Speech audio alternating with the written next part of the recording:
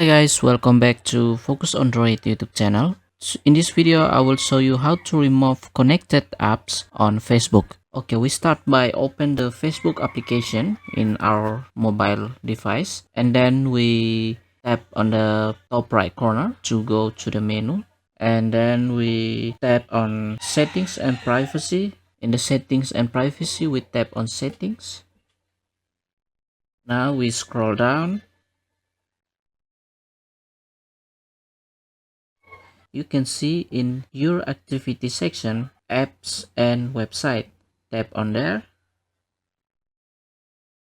In here will appear there's our apps and website you have connected to your Facebook account. Now to remove this application or website, you just need to tap on one of them, and to remove you need to tap remove and tap again remove to remove the application from your Facebook. Now the application is already removed from your Facebook, and you can do for other application.